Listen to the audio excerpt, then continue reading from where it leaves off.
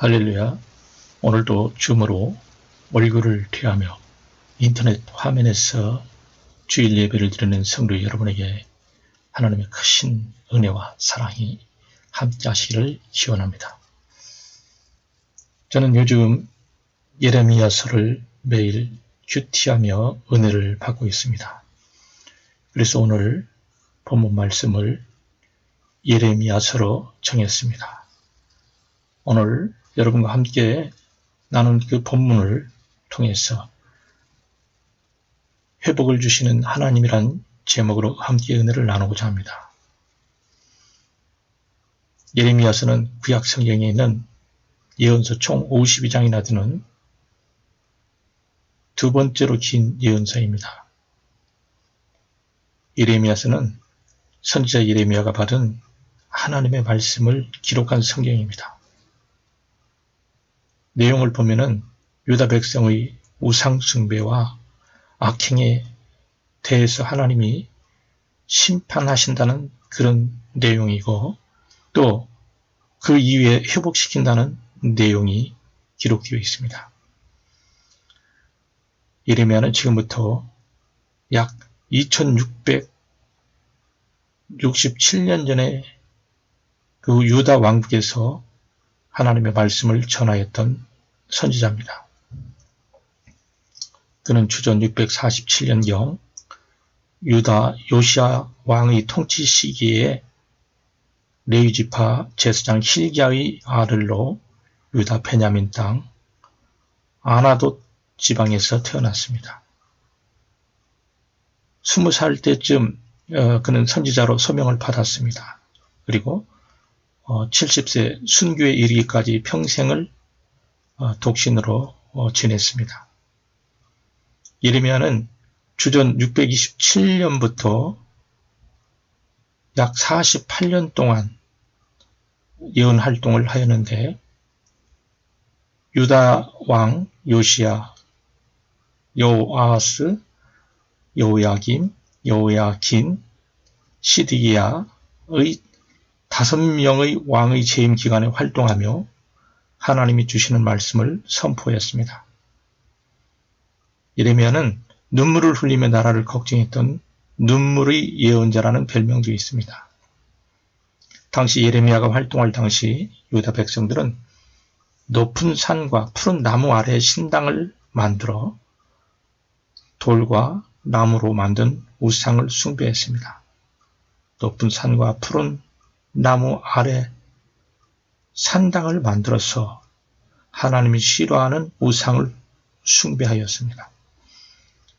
하나님은 하나님의 백성에게 다른 신을 두지 말고 우상을 만들거나 섬기지 말라고 그렇게 말씀하셨죠.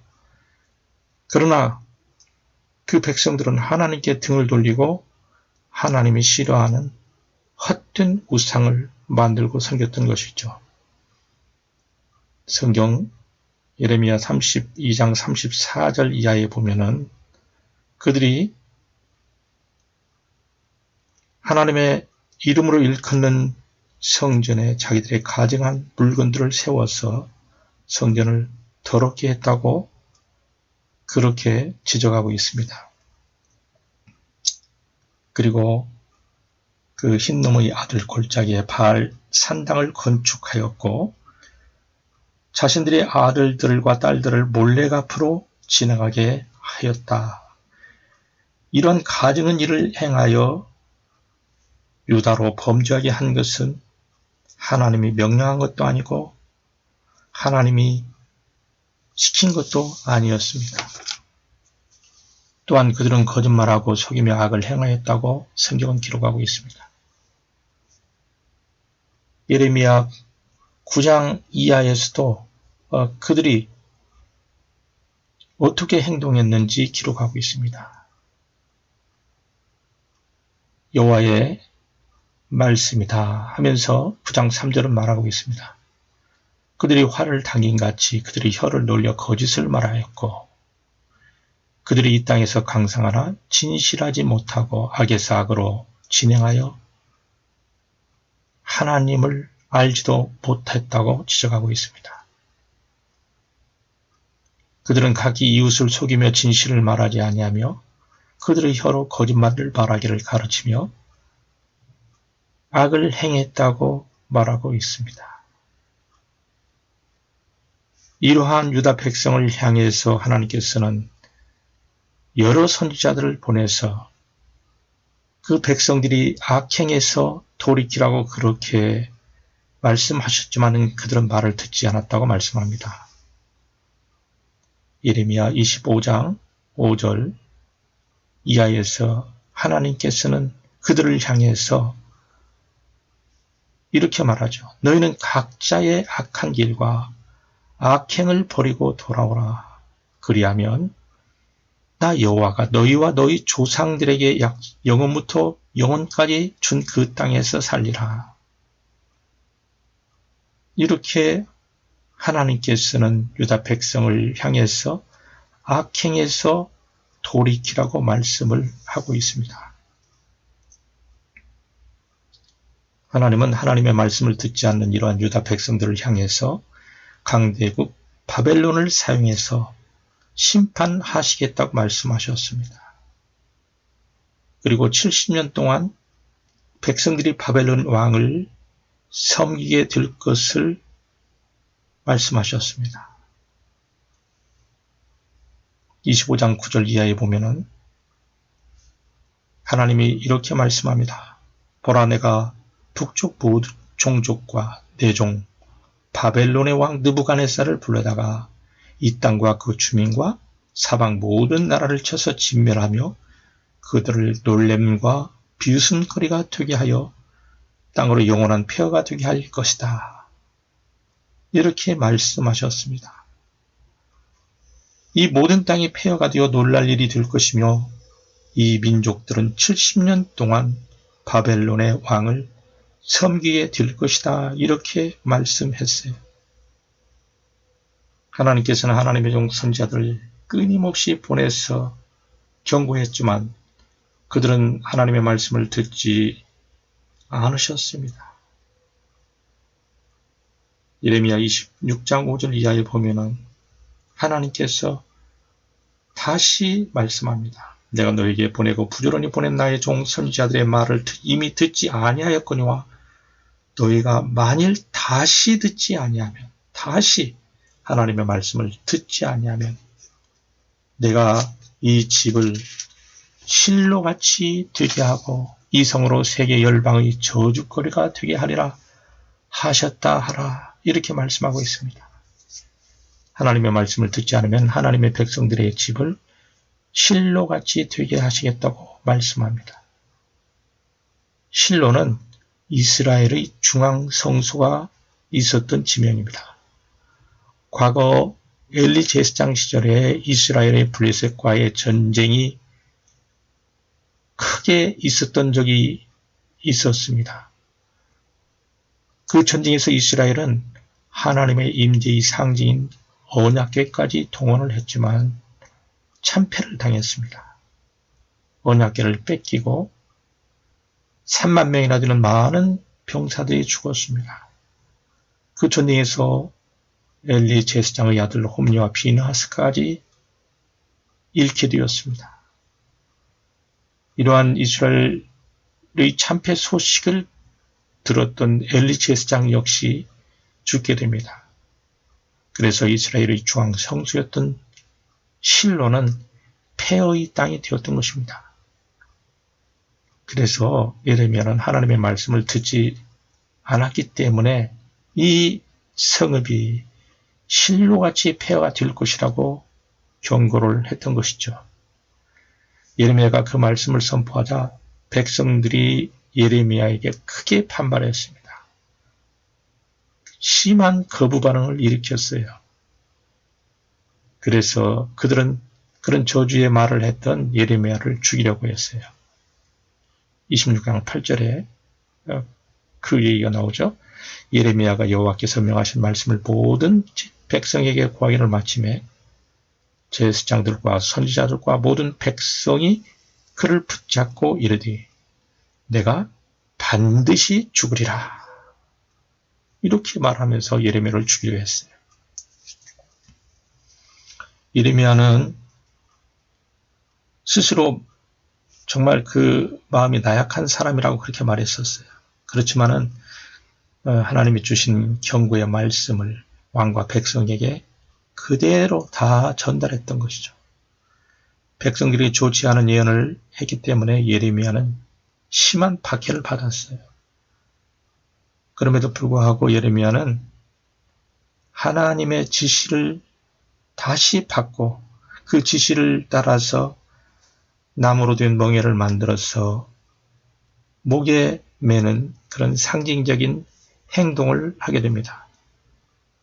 멍에는 소나마를 이용해서 밭을 갈 때나 짐을 옮길 때 짐승에게 씌우는 도구죠. 멍에를 맨다는 것은 하나님의 심판을 받아야 한다는 비유적인 행동인 것이죠. 나무 멍에에는 바벨론에게 항복하고 바벨론 왕을 섬겨야 살 수 있다는 하나님의 계획을 그런 나무 멍에를 맴으로써 상징하는 거였어요.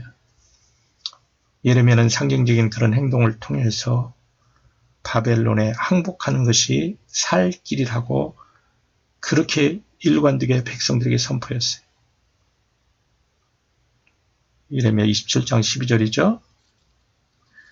거기에 나와 있죠. 내가 이 모든 말씀대로 유다의 왕 시디기야에게 전하여 이르되 왕과 백성은 바벨론 왕의 멍에를 목에 메고 그와 그의 백성을 섬기소서 그리하면 사실이라. 이렇게 예레미야는 전했어요. 이러한 예레미야 예언을 백성들은 반민족적인 것으로 생각했어요.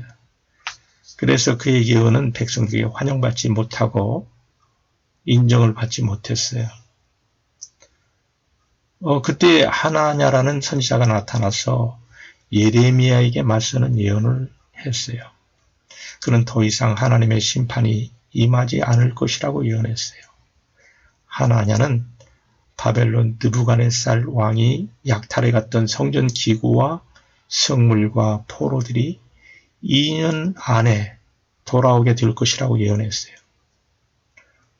그뿐만 아니라 그 하나냐는 예레미야의 목에 걸린 나무 멍에를 뺏어서 꺾어버리는 그런 과격한 행동을 하게 됩니다. 예레미야는 거기에 대응하지 않고 자기 길로 갔다고 성경은 그렇게 기록하고 있습니다. 그 후에 하나님께서 예레미야에게 하나냐에 관한 말씀을 주셨어요.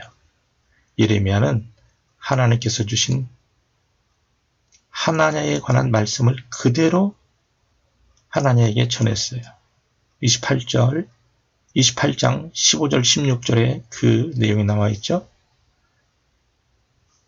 하나냐여 잘 들어라. 여호와께서 너를 보내지도 않았다. 그러나 내가 이 백성으로 하여금 거짓말을 믿게 하는도다. 보라 내가 너를 지면에서 제할 것이다. 올해 내가 죽을 것이다. 이는 내가 여호와에 대하여 거짓말을 했기 때문이다. 이렇게 말했어요. 사실 하나냐는 그 말씀대로 그 해를 넘기지 못하고 거짓 예언을 한 지 2달 만에 7월 달에 죽었다고 성경은 말하고 있어요. 이 일은 하나님의 말씀에 대한 우리의 태도가 어떠해야 할지를 교훈해주고 있습니다. 사랑하는 여러분, 거짓 예언한 하나냐는 머리가 아주 좋은 사람같이 보입니다. 그는 당시 주변 국제 정세에 탁월한 분석 능력이 있었던 것 같아요. 그는 유다 주변 국가들의 동향을 잘 알고 잘 잊고 있었던 것 같아요. 유다 주변국 모압과 암몬과 에돔과 시돈 나라 등이 유다 왕에게 사신들을 보내서 동맹을 맺으려 했던 것도 알고 있었던 것 같아요. 그 나라들이 바벨론의 적대감을 갖고 유다와 함께 동맹하는 분위기였음을 그는 파악하고 또 당시 근동에 실세했던 애굽이 남유다 왕국과 손을 잡고 있는 상황을 잘 이해를 하고 있었어요. 그리고 바벨론 내부에서도 반란의 움직임이 일고 있다는 것도 알고 있었어요. 하나냐는 이렇게 생각했을 거예요. 이 정도 국제 정세가 지속되면 2년 내로 유다가 바벨론을 물리치면서 약탈당한 성전의 기구와 포로들이 귀환될 것이다. 이렇게 분석했던 것 같습니다. 당시 유다 백성들은 바벨론 포로가 언제쯤 풀려나게 될지 그것이 아주 궁금한 주제였어요. 포로 귀환 시기가 언제쯤 될까? 그것이 중요한 관심사였어요. 하나님은 그 백성들이 관심을 가지고 있는 주제를 가지고 거짓 평화와 그릇된 안전을 예언했던 것이죠. 그는 자신이 분석했던 생각을 백성에게 전하면서 백성이 환호할 것으로 생각을 했습니다. 그래서 하나냐는 하나님이 주지도 않은 말로 거짓 예언을 했던 것이죠. 반면에 예레미야는 상황에 개의치 않고 백성이 어떤 말을 좋아하는지 살피지 않았어요. 오직 하나님이 주시는 말씀만을 그대로 전했어요. 여러분, 하나님의 말씀대로 사는 것이 조금 불편하고 고통스러울지라도 그 말씀을 듣고 순종해야 소망이 있습니다. 세상 가치와 우리의 귀를 즐겁게 하기 위한 말씀만 들으려고 하지 말아야 됩니다. 어떤 상황에 있든지 악에서 떠나고 하나님께 돌아오면은 소망이 있습니다. 들을 때는 불편할지라도 회개를 불러일으키는 말씀에 귀를 기울여야 합니다. 우리를 거룩한 삶으로 이끄는 성경 말씀에 귀를 기울이는 저와 여러분이 될 수 있기를 바랍니다. 이제 시간이 흘러서 유다 시드기야 왕 제10년 주전 588년경에 바벨론 군대가 유다를 세 번째로 침공하게 됩니다. 바벨론 군사들은 유다의 예루살렘을 포위하였습니다. 그때 예레미야는 왕궁 경호대 뜰에 있는 감옥에 갇혀 있었어요. 유다가 바벨론에게 패해 망하게 된다고 예언했기 때문에 시드기야 왕의 노여움을 샀던 것이죠. 감옥에 갇혀있는 예레미야 선지자의 신세가 아주 처량했습니다. 그런데 감옥에 있던 예레미야에게 하나님이 말씀하셨어요. 하나님께서 예레미야에게 그의 사촌 하나멜이 가진 고향 아나돗의 밭을 사라는 것이었어요. 하나님의 말씀이 임한 후 예레미야의 사촌 하나멜이 감옥으로 예레미야를 찾아왔어요. 그는 예레미야에게 아나돗에 있는 자기 밭을 사달라고 부탁하는 거예요. 예레미야는 하나님께 받은 말씀도 있었기 때문에 매매 증서를 작성하고 은 17세겔을 주고 그 밭을 샀습니다. 밭 값으로 치른 17세겔은 당시 노동자 1년 6개월 품삯에 해당하는 아주 큰 돈이었어요. 나라가 바벨론에 포위되어서 위태로운 상황에서 그렇게 큰 돈을 주고 밭을 산 이유가 무엇일까요? 그것은 70년 뒤에 유다를 회복시키겠다는 하나님의 약속을 예레미야가 철저히 믿었기 때문입니다. 그의 행동은 그 믿음을 상징적으로 보여준 행동이었어요. 사랑하는 여러분, 하나님과 동행하는 사람은 절망을 넘어 희망을 주시는 하나님을 신뢰하는 사람입니다. 하나님을 신뢰하는 사람은 하나님의 약속도 신뢰합니다. 예레미야는 하나님의 약속을 믿었기 때문에 미래를 바라보며 순종했던 것이죠.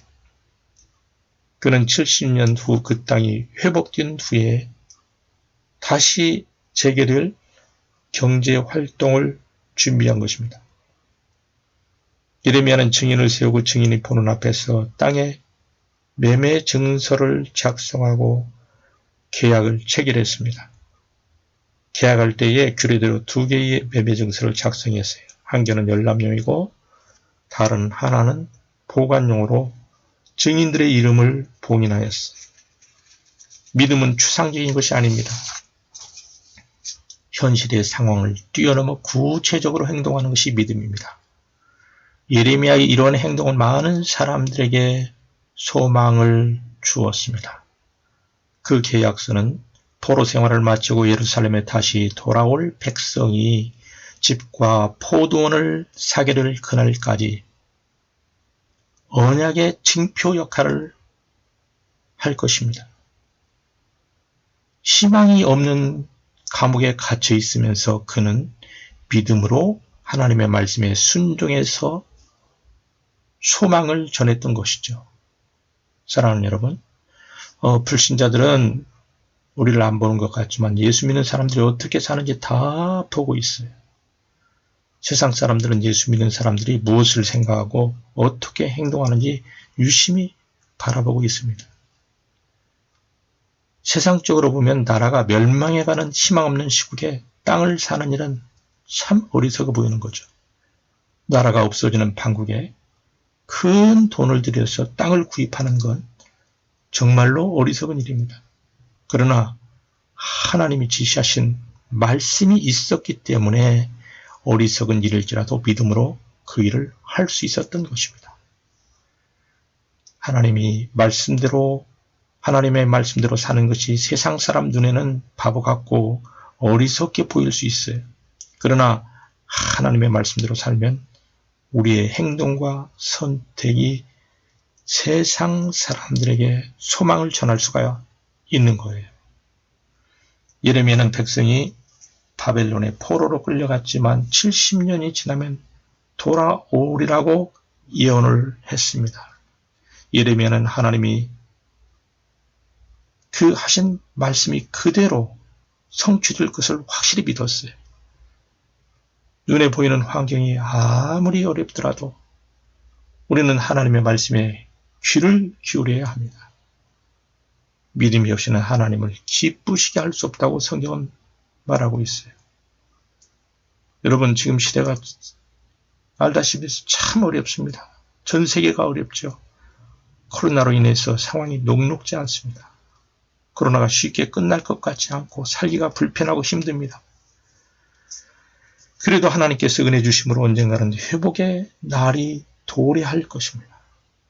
하나님이 주실 회복의 날을 소망하면서 미래를 준비하며 우리가 살아가야 할 것입니다. 하나님은 예레미야에게 하나님의 정한 때 고향으로 안전하게 돌아오게 하실 것이라는 구체적인 약속의 말씀을 주셨어요. 예레미야 31장 하나님께서 이스라엘 백성에게 회복을 주시는 말씀을 한번 살펴볼까요?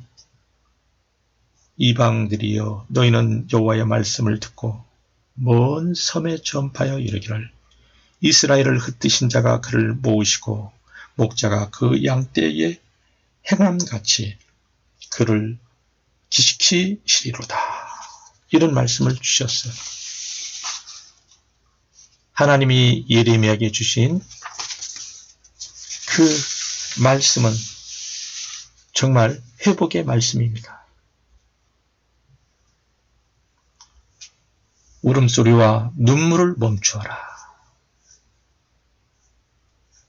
하나님께서는 대적의 땅에서 그들이 돌아올 것이라고 말씀해 주셨어요. 이 말씀대로 잡혀갔던 포로가 70년 만에 돌아오게 될 것이라는 얘기죠. 이스라엘 백성이 심판을 받아 바벨론 포로로 잡혀갔지만 하나님의 은혜로 안전하게 돌아올 것이라는 예언을 예레미야는 했습니다. 그때가 되면은 바벨론 군대가 쳐들어왔던 침략의 그 길들로 포로들이 귀향하는 그런 때가 오게 될 것이라는 얘기죠. 침략의 길이 포로가 귀향하는 길로 바뀔 것이라는 얘기죠. 하나님께서 흩으신 이스라엘 백성을 다시 모으시고 목자가 양떼를 돌보듯 그들을 지키실 것이라고 말씀합니다. 그날에는 억압받던 심령이 물된 동산처럼 회복될 것이라고 말합니다. 그때 처녀는 춤추며 즐거워하겠고 청년과 노인은 함께 즐거워하리니 내가 그들의 슬픔을 돌려서 즐겁게 하며 그들을 위로하여 그들의 근심으로부터 기쁨을 얻게 할 것임이니라. 31장 13절 말씀이죠. 하나님이 회복시킬 때 피곤한 심령이 상쾌하게 되며 연약한 심령이 만족함을 얻게 될 것이라는 얘기입니다. 그들 가운데 하나님을 향한 예배가 회복되고 찬송이 있게 될 것입니다. 그날에는 하나님의 회복의 은혜를 주심으로 슬픔이 변해서 기쁨과 즐거움이 된다는 말씀입니다. 슬픔이 땅에 춤과 노래가 회복되고 기쁨이 있게 될 것이라는 말씀입니다. 사랑하는 여러분, 현재의 상황이 어렵더라도 하나님의 약속의 말씀을 굳게 붙잡으시기 바랍니다. 이런 회복의 날을 주실 것임을 소망하는 것이 참된 신앙인의 자세입니다. 만물을 창조하시고 역사를 주관하시는 하나님이 은혜와 복을 주시면 이러한 회복이 가능하게 되는 거예요. 하나님이 섭리하시면 불행한 그런 상황들이 종식이 됩니다. 극적인 역전의 상황이 도래할 수 있는 거예요. 실제로 역사의 기록에 의하면 고레스 왕 때에 바벨론에 잡혀간 포로들이 70년 만에 고국으로 귀환하게 됩니다. 그때의 상황을 시편에서는 이렇게 노래합니다. 여호와께서 시온의 포로를 돌려보내실 때 우리는 꿈꾸는 것 같았도다. 그때 우리 입에는 웃음이 가득하고 우리 혀에는 찬양이 찼었도다. 그때에 문나라 가운데서 말하기를 여호와께서 그들을 위하여 큰 일을 행하셨다 하였도다. 할렐루야. 사랑하는 여러분, 과거에 하나님께서 그의 백성들에게 행하셨던 역사를 뒤돌아보면서 되새기면서 현재의 어려움을 극복할 수 있기를 바랍니다. 하나님의 약속을 굳게 붙잡고 소망 중에 살면서 주변 사람에게 소망의 빛을 비춰주시기 바랍니다.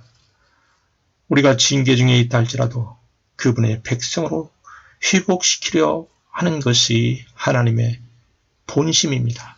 믿음을 가지고 절망 넘어 회복의 그날을 소망하면서 미래를 준비할 수 있기를 바랍니다.